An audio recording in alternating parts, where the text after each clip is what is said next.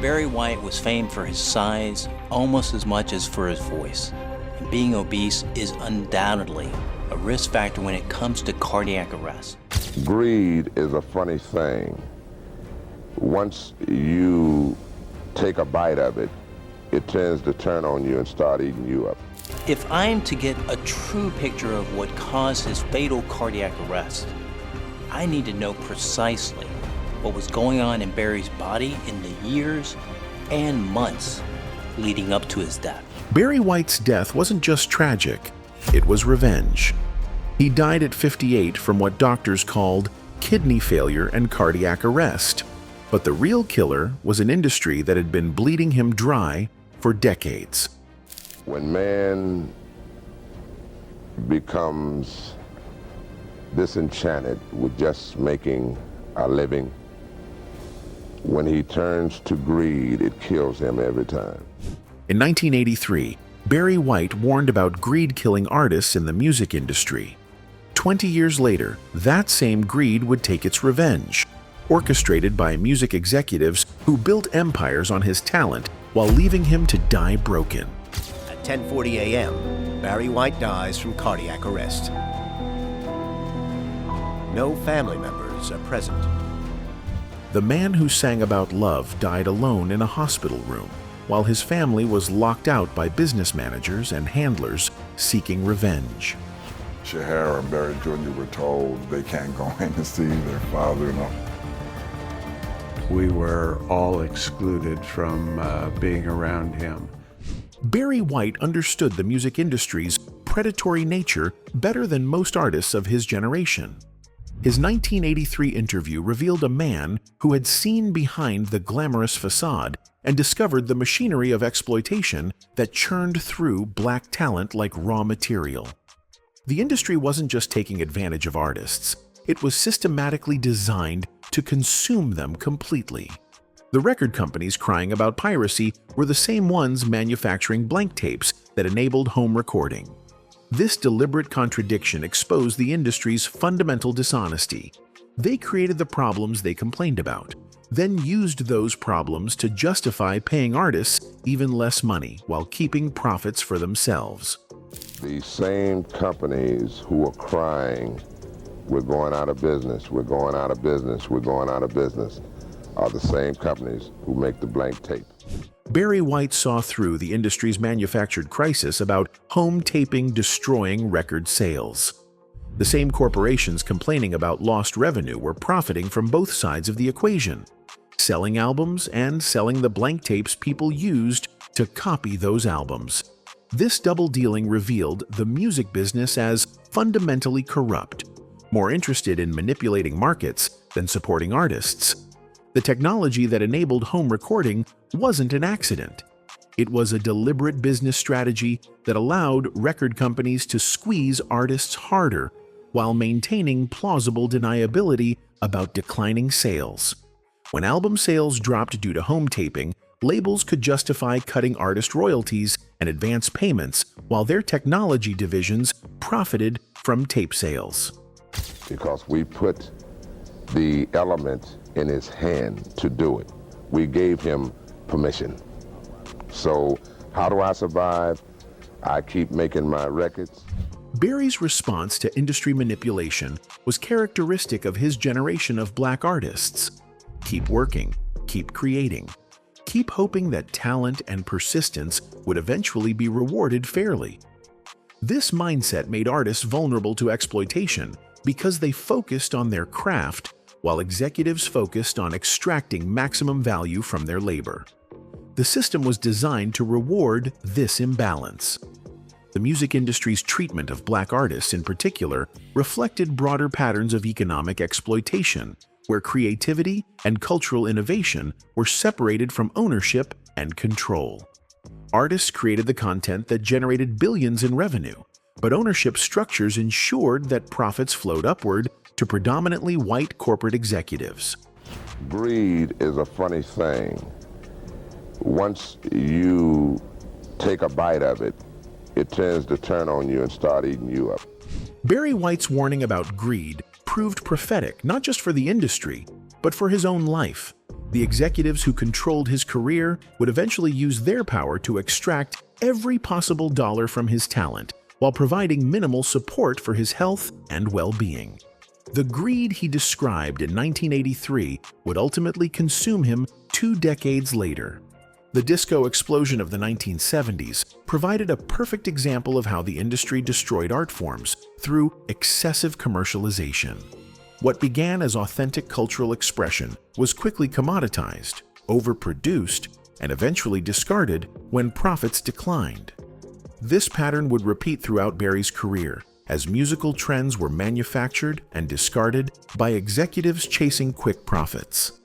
It's a problem in America. Same thing happened to disco.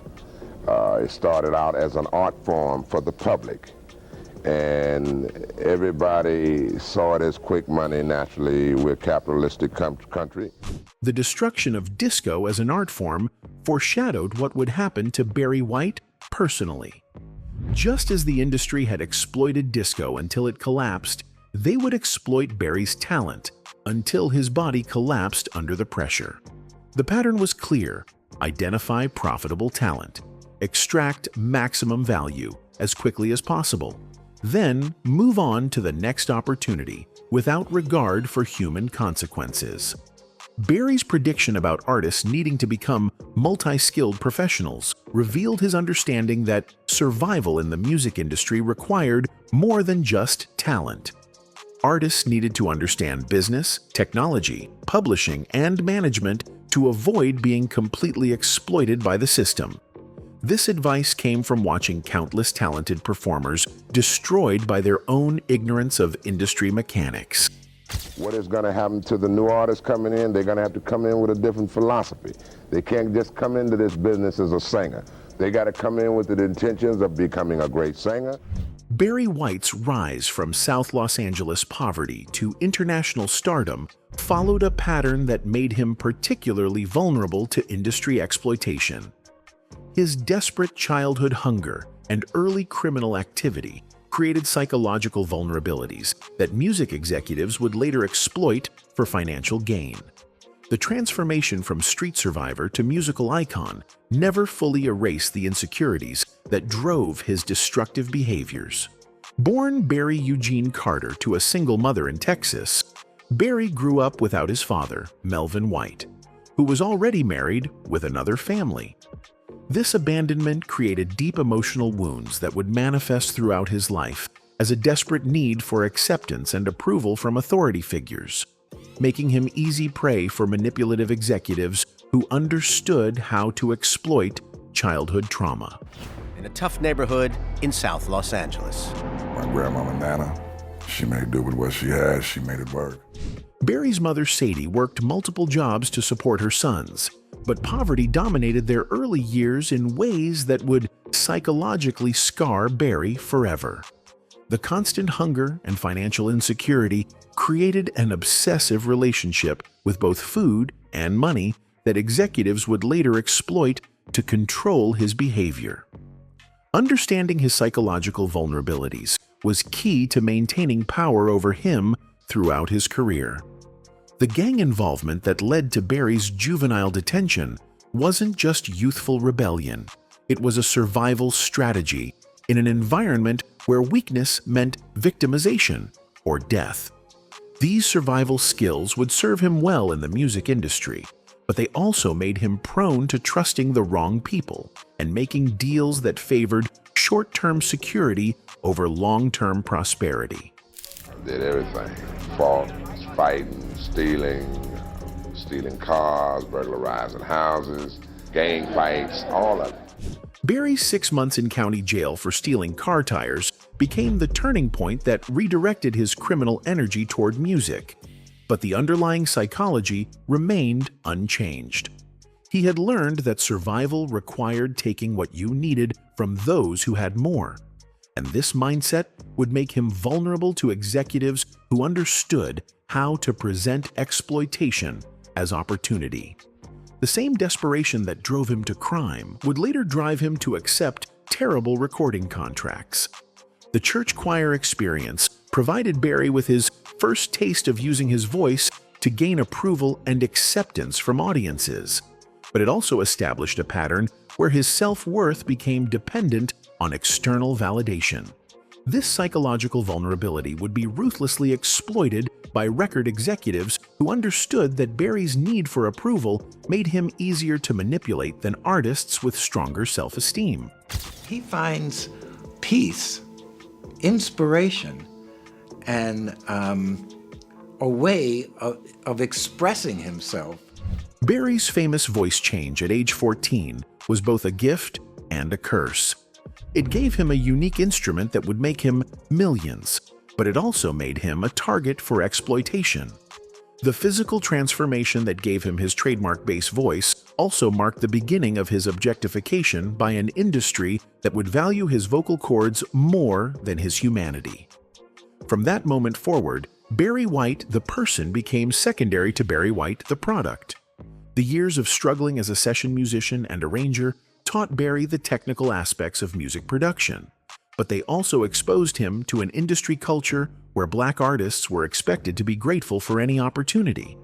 This conditioning would later make it difficult for him to demand fair treatment when his success gave him leverage to negotiate better deals. Barry would often walk the 12 miles from home to Hollywood, hawking himself around the music studios. When Barry finally achieved success with Love Unlimited and his solo career in the early 1970s, the industry was ready to exploit every aspect of his talent and persona. His breakthrough hit, I'm Gonna Love You. Just a Little More Baby became the fastest-selling single in 20th Century Records history, but the financial structure of his deals ensured that the label captured most of the profits while Barry received standard royalty rates. Success made him valuable, but not necessarily wealthy. The pattern was established early. Barry would create the artistic and commercial value through his talent, while executives and label owners would capture the economic value through ownership structures that favored capital over creativity. This arrangement would define his entire career and ultimately contribute to the financial pressures that destroyed his health in his final years. He put his vocals to one of those tracks. Woo, Lord Jesus, that's been on ever since. He didn't look back. Barry White's morbid obesity wasn't just a personal health issue. It was the physical manifestation of an industry that had systematically destroyed his relationship with food, money, and self-care. The same poverty that drove him to steal chickens as a young father would later drive him to massive overconsumption when success finally provided unlimited resources. Industry executives understood this psychological vulnerability and actively encouraged the very behaviors that would eventually kill him. Barry's childhood food insecurity created a psychological relationship with eating that the music industry would later exploit for profit. The man who had once stolen barbecued chickens to avoid taking food from his wife and children became someone whose dinner bills regularly exceeded $2,000 per night. This transformation wasn't accidental. It was the predictable result of trauma-based psychology, meeting unlimited resources and industry pressure to maintain a larger-than-life persona. He would go to a supermarket, and then he would get these 2 chickens, barbecued chickens, and he would eat them. The 5-star hotel lifestyle that came with international touring introduced Barry to a level of culinary excess that his impoverished childhood had never prepared him to handle responsibly. Room service menus became instruments of self-destruction as Barry used food to medicate the psychological trauma of his early years, while industry handlers encouraged his excesses because they fit the larger-than-life image that sold records. Barry's typical hotel room after a night of eating resembled a football team had partied, according to witnesses, revealing the extent of his food addiction and the complete lack of intervention from people around him who were profiting from his work. The industry that depended on Barry's health and productivity for their income did nothing to protect the asset they were systematically destroying through encouragement of destructive behaviors. It was not unusual for Barry's dinner bill to be $1,500, $2,000. The neurological basis of Barry's food addiction, fewer dopamine receptors requiring higher levels of stimulation to achieve satisfaction was never addressed by the medical professionals or industry handlers who could have intervened. Instead, his compulsive eating was treated as a charming personality quirk that added to his mystique as the walrus of love, rather than a serious medical condition requiring treatment and support. Barry's transformation from slim young man to 364-pound invalid wasn't a gradual lifestyle change. It was systematic self-medication of childhood trauma that the industry actively encouraged because it reinforced his marketable image. The same executives who profited from his music could have easily provided proper medical care and nutritional guidance, but chose instead to enable his self-destruction because it served their financial interests. The idea that he could, at this point in his life, have all the food he wanted for somebody that literally went hungry. The chain smoking that would eventually contribute to Barry's death was another form of self-medication that industry handlers not only tolerated but accommodated. Barry's consumption of 150 cigarettes per day, 10 to 15 packs, was enabled by an entourage that kept him supplied with tobacco while he worked to generate profits for record labels, concert promoters, and management companies that depended on his productivity for their income. Barry's own recognition that he was addicted to cigarettes and his anger at tobacco companies for whatever they put in those horrible cigarettes revealed his awareness of being trapped in destructive patterns. But the industry that profited from his work provided no meaningful support for addiction treatment. Instead, they supplied him with cigarettes on stage and in meetings, prioritizing his immediate productivity over his long-term health and survival. Barry, I remember when I was working with him, he was smoking about 150 cigarettes, so 10, 15 packs of cigarettes a day.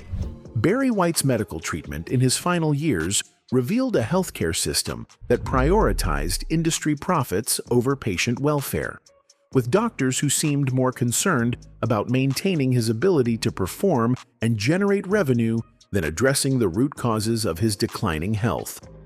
The medical establishment that should have been protecting Barry's well-being instead became complicit in his systematic destruction. The pattern of medical negligence began with Barry's 1995 near collapse during his Icon tour, when he could barely stand up but was encouraged to continue performing rather than seeking comprehensive medical evaluation. Industry pressure to complete lucrative tour dates took precedence over proper diagnosis and treatment, establishing a precedent where Barry's commercial value mattered more than his physical condition. The last concert that I saw of Barry's, he could barely stand up. When Barry suffered his first stroke in October 1995, the medical response revealed the extent to which healthcare providers had become complicit in industry exploitation. Rather than receiving aggressive intervention for his obvious risk factors, morbid obesity, chain smoking, and hypertension, Barry was treated with minimal intervention and quickly cleared to return to touring, prioritizing revenue generation over comprehensive rehabilitation. The stroke-induced coma that lasted 4 days should have been a wake-up call requiring major lifestyle changes and ongoing medical supervision, but instead became just another obstacle to work around. The medical team's willingness to discharge Barry after 1 week in the hospital revealed their understanding that his primary value was as a revenue-generating asset rather than a human being requiring care and protection. In my opinion, Barry's stroke was a TIA, a transient ischemic attack, which is different to a normal stroke. Barry's sister Sandra's attempt to control his diet represented one of the few genuine efforts to address his health problems, but the medical establishment provided no meaningful support for this intervention. Instead of comprehensive addiction treatment and psychological counseling to address the root causes of his food addiction, Barry received basic dietary guidelines that were impossible to follow without addressing the underlying trauma driving his destructive behaviors. The fact that Barry was sliding and dipping and dabbing around his sister's dietary restrictions revealed the inadequacy of treating symptoms rather than causes. But medical professionals continued to focus on managing his conditions rather than curing them.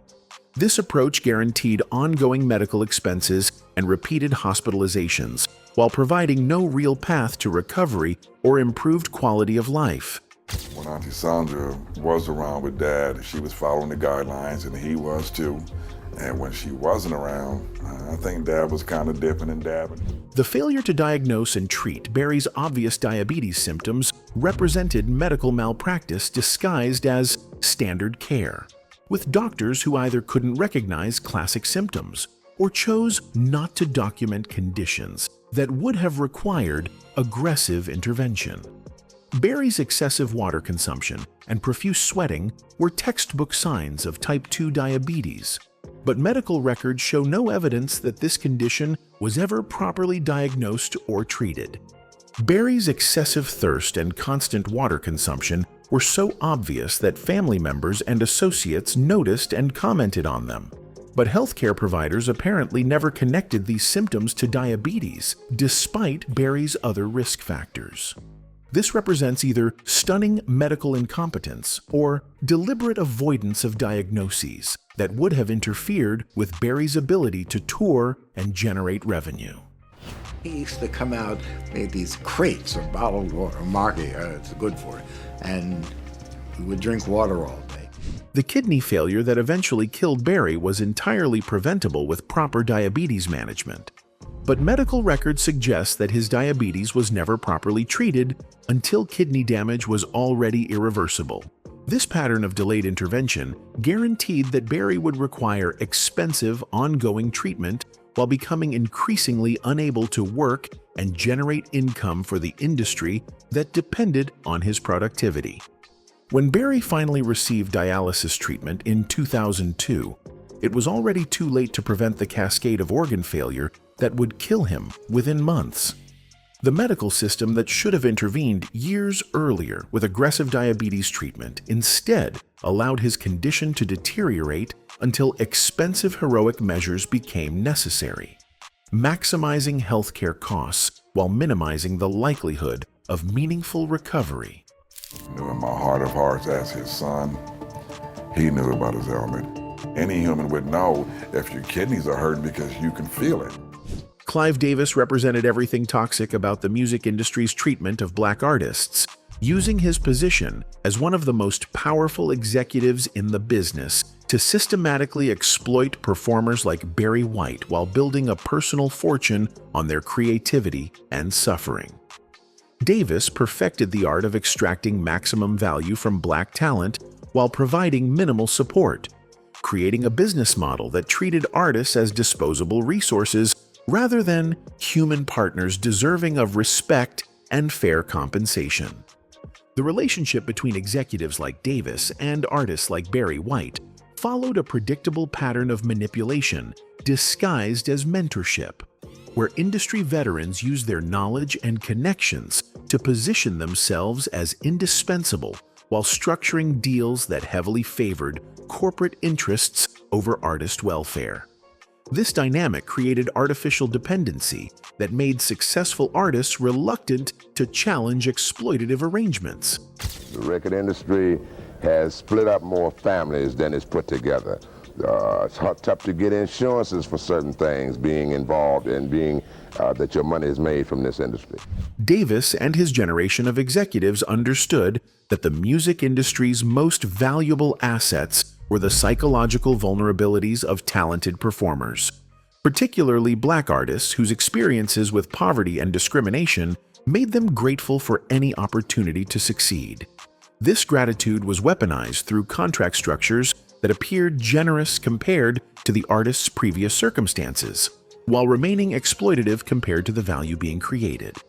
The executive class that Davis represented had perfected the art of creating artificial scarcity around opportunities, making artists believe that challenging unfair treatment would result in career destruction.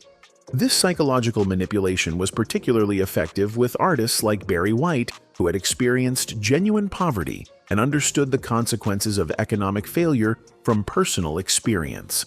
What about business administration? What about publishing? What about accounting? What about management? There is many, many lucrative entities in this industry.